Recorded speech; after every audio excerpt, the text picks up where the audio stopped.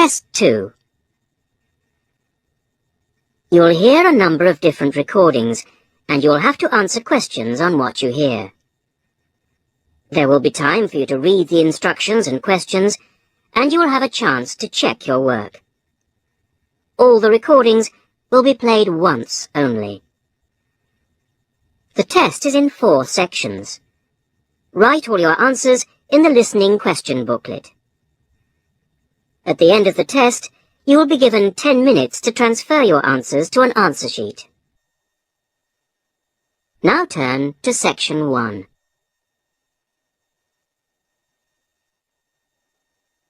Section 1.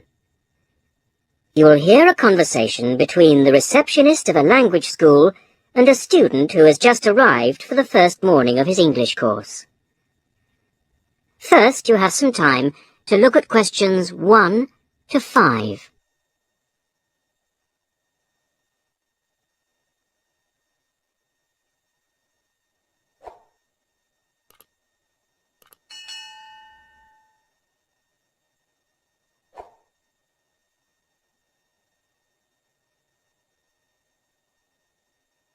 You'll see that there is an example which has been done for you. On this occasion only, the conversation relating to this will be played first. Sorry to keep you waiting. Well, firstly, let me give you this booklet. It tells you a bit more about the school, the courses, and the social activities we offer. Now, on the first page, there's an outline of this morning's activities. There, you see. The programme starts at 10 o'clock. Try not to be late, as it's a very full day. The programme begins at 10 o'clock, so 10 o'clock has been written against the answer. Now we shall begin. You should answer the questions as you listen, because you will not hear the recording a second time. Listen carefully to the first part of the conversation and answer questions 1 to 5. Sorry to keep you waiting. Well, firstly, let me give you this booklet. It tells you a bit more about the school, the courses, and the social activities we offer. Now, on the first page, there's an outline of this morning's activities. There, you see. The programme starts at 10 o'clock. Try not to be late, as it's a very full day. At 10 o'clock, all the new students will gather in the main hall to meet the principal and the rest of the staff. In fact, you spend most of the morning in the main hall. Where's that? I'll show you in a minute. Just let me quickly run through this morning's events first, and then I'll explain how to get there. Yes, okay. Right, where were we? Yes, so the principal's talk will last about 15 minutes, and then the Director of Studies will talk to you for half an hour about the courses and the different requirements for each. After that, the Student Advisor will tell you about the various services and activities we offer to students. Any questions? So, all of this is in the main hall? That's right.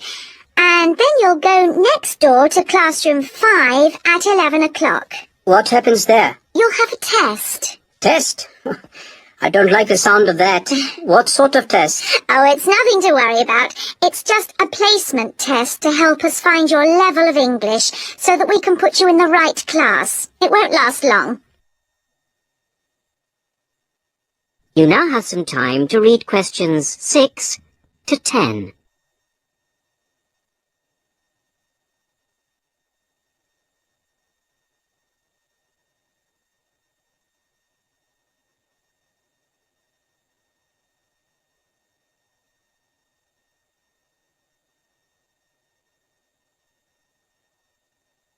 Now listen carefully and answer questions 6 to 10. But how do I find the main hall? Right. If you look on the back of the booklet I gave you, you'll see a map of the school. Let me show you. Look, you came in through the main entrance here, and now we're here at reception. Now, to get to the main hall, you walk on to the end of this corridor in front of you, and then you turn left. Walk along past the language laboratory and then past the library, which is next to the language lab on the same side, and facing you is the main hall at the end of the corridor. You can't miss it. So it's next to the library, in fact? Yes, that's right. I should be able to find that. And do you have a computer laboratory? Yes, we do. Could you tell me where that is? Certainly, yes. You go down to the end of this corridor again, but this time don't turn left, turn right, away from the main hall. The computer lab is immediately on your right, okay? And where's the staff room in case I need to find a teacher at some stage? The staff room is near the main entrance, on the left over there, just opposite the reception desk.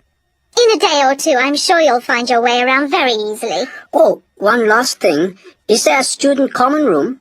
Oh, yes, I forgot to mention that. It's this area here, very close to where we are now, to the right of the reception desk as you come in the main entrance. There's tea and coffee facilities there. Great. Thank you very much. You're welcome. That is the end of section 1. You will now have half a minute to check your answers.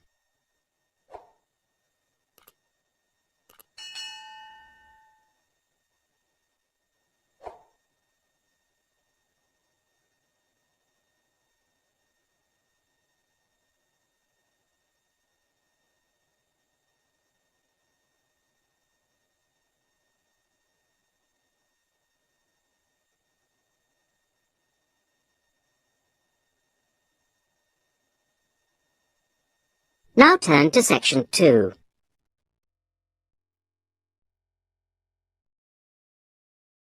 Section 2.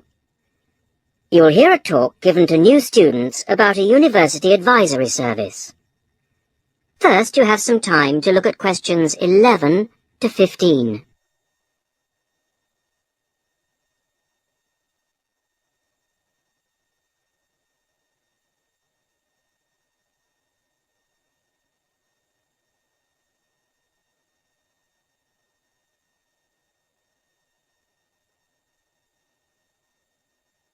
Now listen carefully to the first part of the talk and answer questions 11 to 15. Hello, everybody, and welcome to this informal meeting about the University Helpline.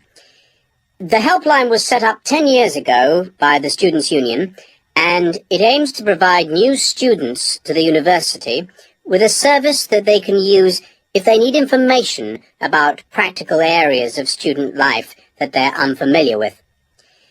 Let me give you some examples of the type of help we can offer. We can provide information on financial matters. For example, you may feel that your grant is insufficient to see you through college life, or you may have some queries regarding the fees you're paying if you're an overseas student. In both cases, the helpline would be able to go through things with you and see what the outcome might be.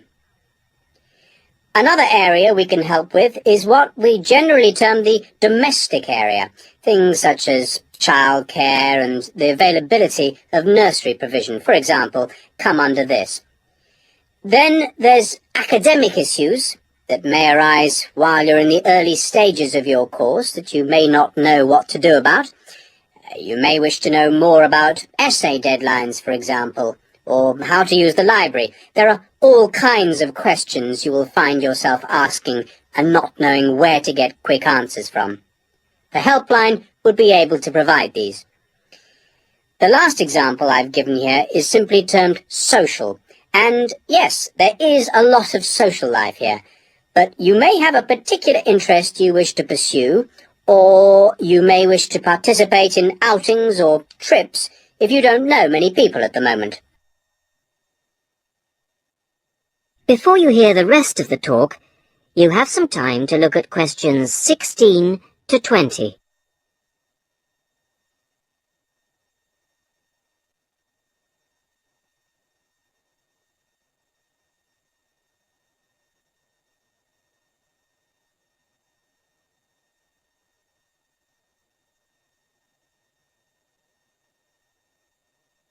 Now listen and answer questions 16 to 20.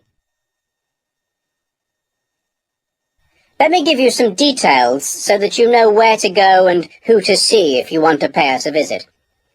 Generally, you'll see our helpline officer, Jackie Kouachi. That's Kouachi. Jackie is a full-time employee of the Student Union, and she works in the Student Welfare Office. That's the office that deals with all matters related to student welfare, and it's located at 13 Marshall Road. I have some maps here for those of you who haven't been there yet. If you wish to ring the office, the number is 326-9940. That's 326-9940. The office is open between 9:30 and 6 o'clock on weekdays and from 10 to 4 on Saturdays. And there'll be somebody there, usually Jackie or myself, between those times. If you want to make an appointment, you can phone or call at the office in person. Please note that it may not be possible for anyone to see you straight away, particularly if it's a busy time, lunchtime for example, and you may have to go on the waiting list and then come back later. Well, enough from me. Any questions? That is the end of section 2. You will now have half a minute to check your answers.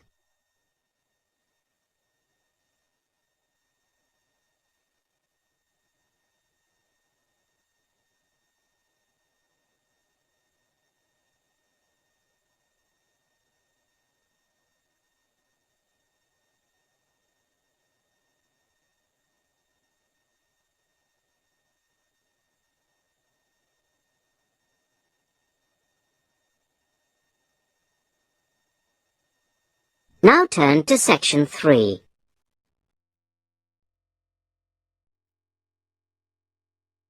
Section 3. You will hear the beginning of a tutorial on a business studies course. The tutor is discussing job interviews with 2 students, Muriel and Dave. First, look at questions 21 to 24.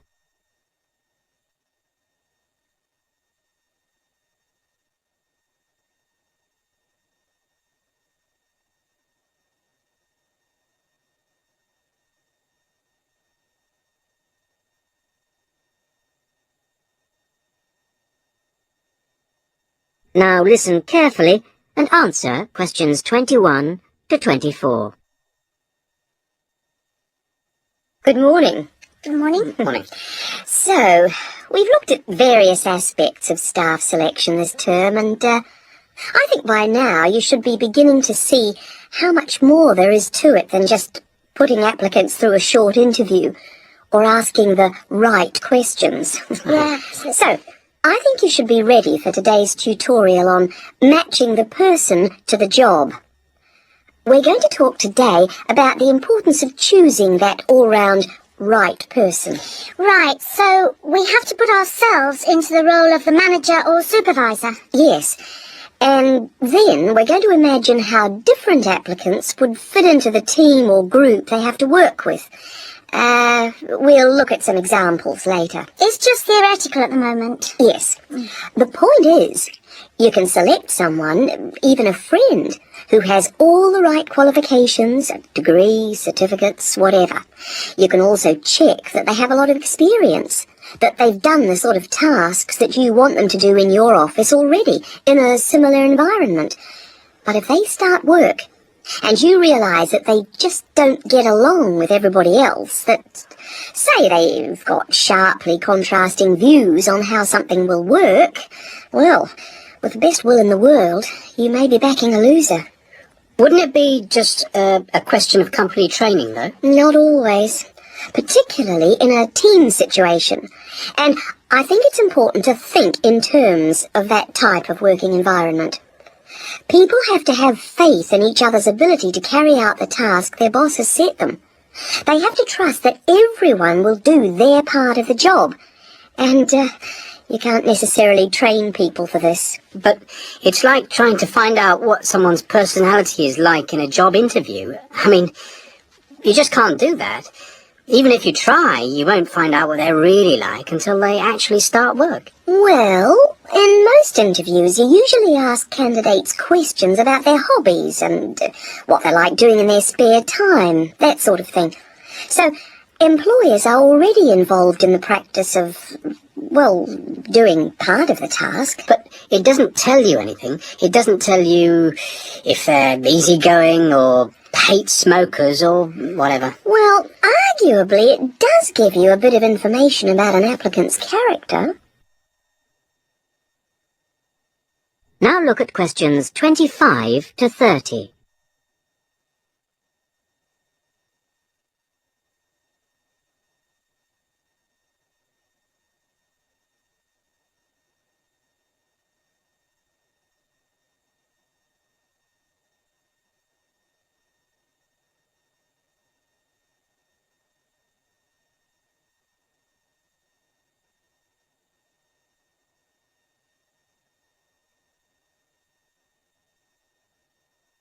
Now, as the tutorial continues, listen and answer questions 25 to 30.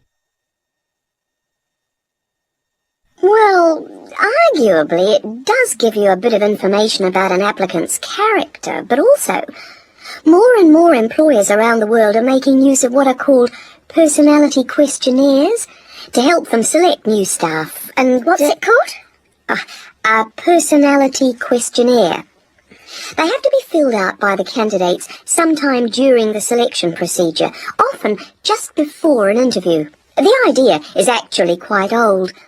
Apparently they were used by the ancient Chinese for picking out clerks and civil servants, and then later they were used by the military to put people in appropriate areas of work. They've gained a lot of ground since then, and there are about 80,000 different tests available now, and almost 2/3 of the large employers use them. Which makes you think there must be something in them. That's right.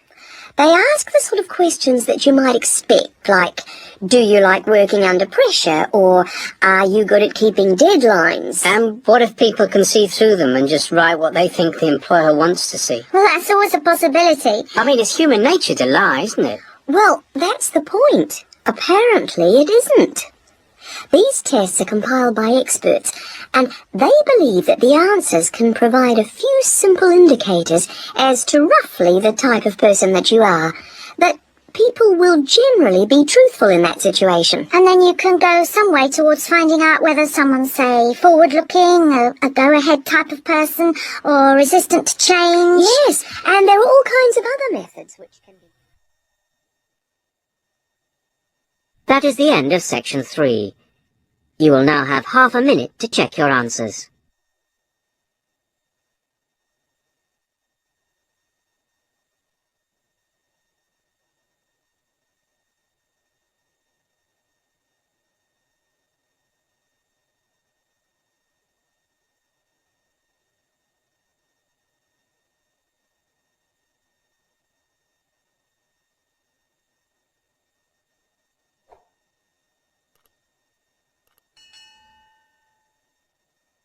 Now turn to section 4.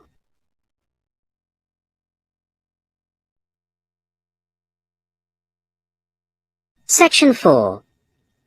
You're going to hear a talk given by a student to a tutor and a group of fellow students in a seminar. First, you have some time to read questions 31 to 34.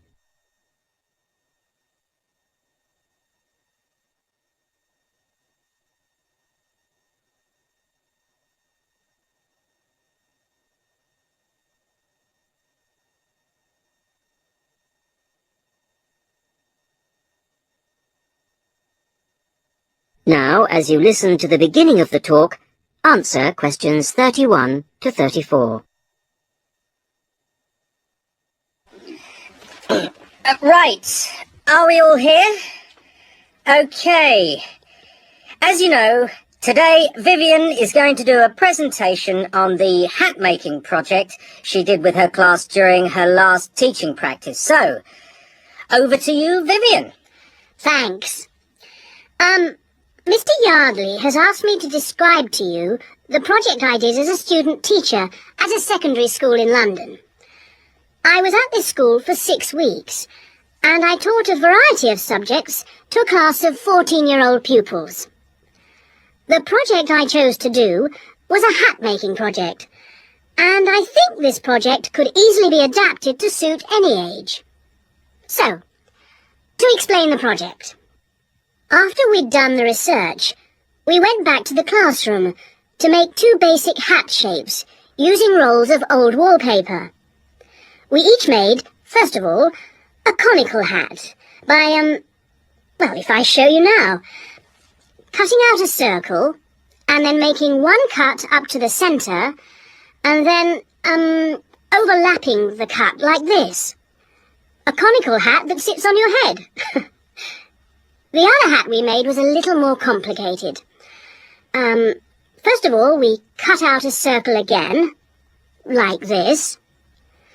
Then you need a long piece with flaps on it. I've already made that bit, which I have here. You bend the flaps over and stick them with glue or Pritt stick to the underside of the circle, like this. Again, I've prepared this so that I don't get glue everywhere. The pupils do, of course, so you need plenty of covers for the table. And there you have a pillbox hat, as in pill and box. Now, variations and combinations of these 2 hat shapes form the basis of the pupils' final designs. Now you have some time to look at questions 35 to 40.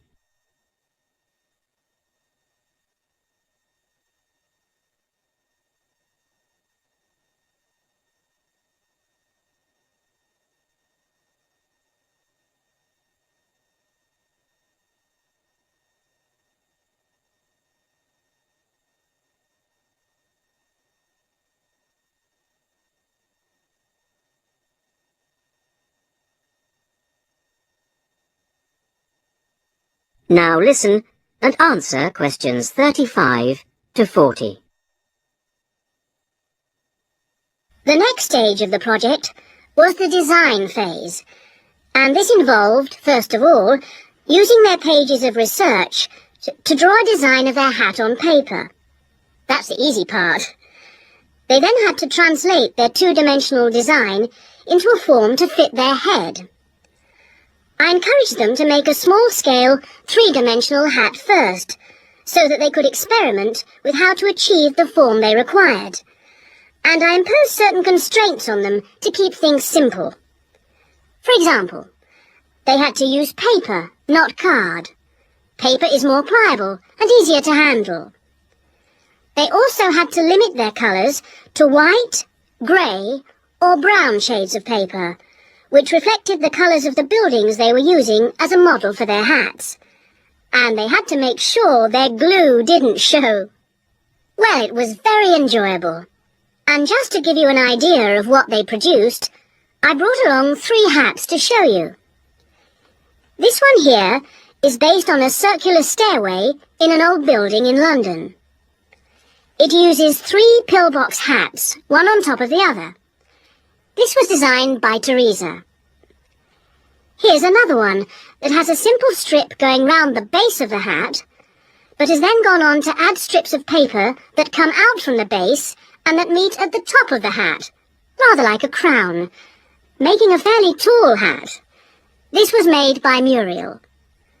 And lastly, there's a combination of the pillbox or single strip around the base and then the conical hat shape on top to form a castle turret. This was made by Fabrice, and there are many more that I could have brought. Thank you, Vivian. That was most interesting. Now, what we can learn from this is that... That is the end of section 4. You will now have half a minute to check your answers.